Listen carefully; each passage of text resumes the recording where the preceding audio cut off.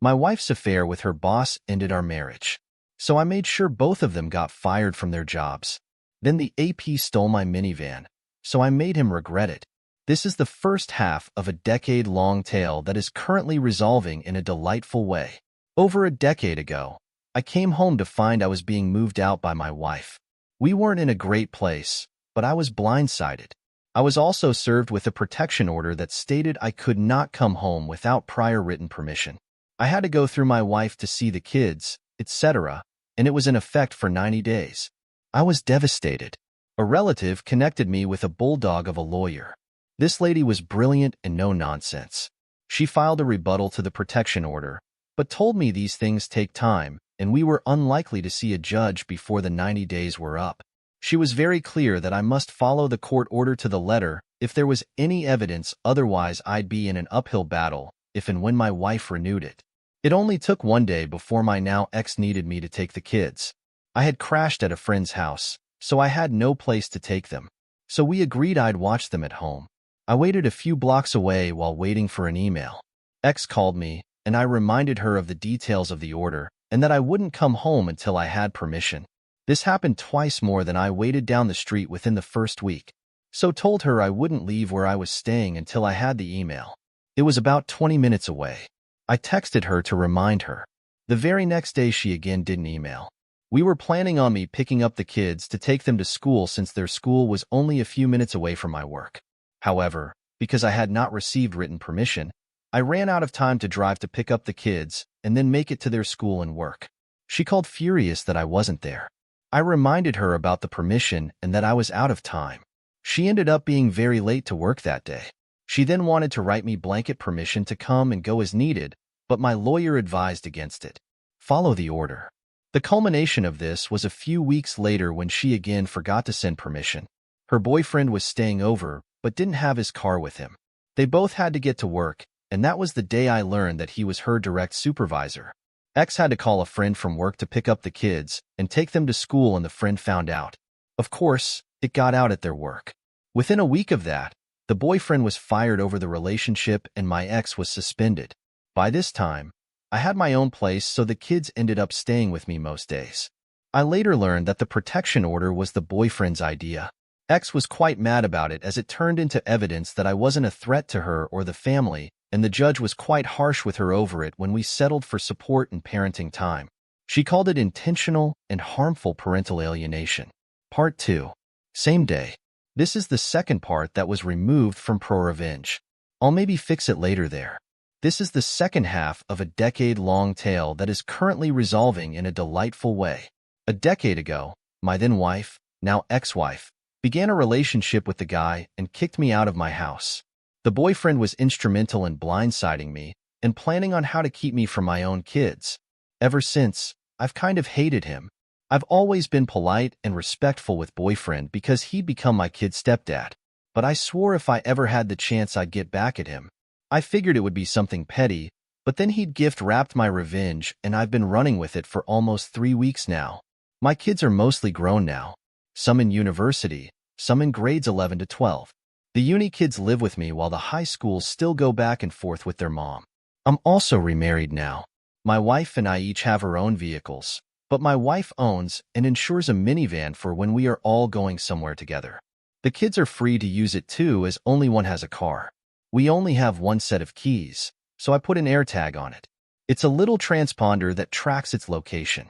I put it on there in case the keys were lost.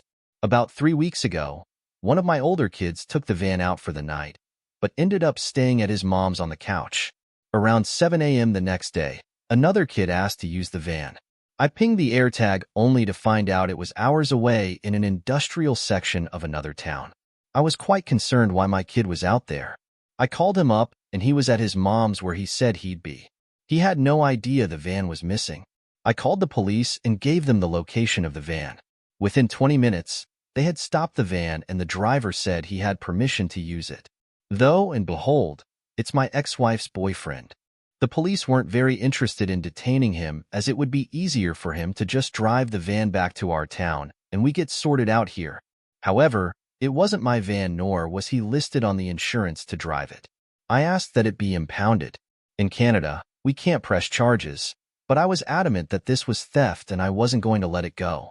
Since the guy was out of town with no ride, the police did end up detaining him, probably because it was easier.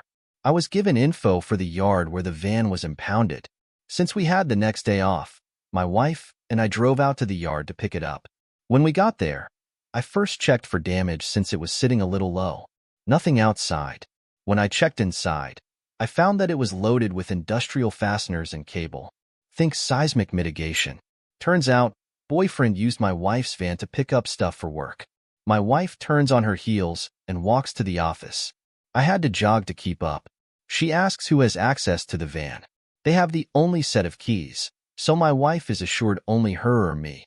At this point, I get where she's going with this. I instruct them that no one accessed the van but us. I had $35 with me, so I gave it to them as a tip. They promised me that no one would get in there, and they actually moved the van into a secured area within the yard. Then, we went home without the van. We weren't even home from the long drive when I got the first text from boyfriend about getting the equipment.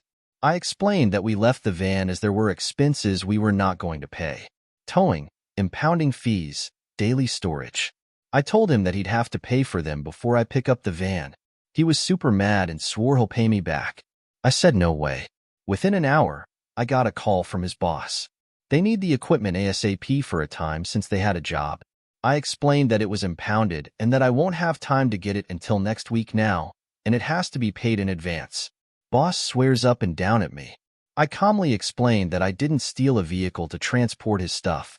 Boss was having none of that, so I said I won't tolerate the abuse and hung up. Then I blocked him and his company on every platform I'm reachable on. And that was 3 weeks ago.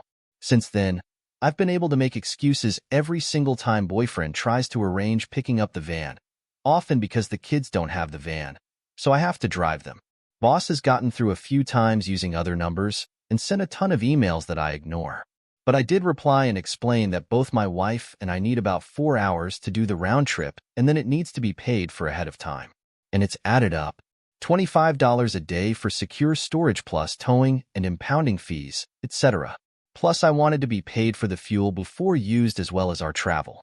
Boyfriend and I agreed on the standard 58 cents per kilometer, and so the boss e-transferred us for the total cost of our driving. By now the van has made one trip and her car has done 2. It came to almost $600. So on Friday it finally happened. My wife and I drove out and picked up the van. It was prepaid and ready to be released. I dropped off a 12-pack of beer at the office when I picked up the keys and went to grab the van.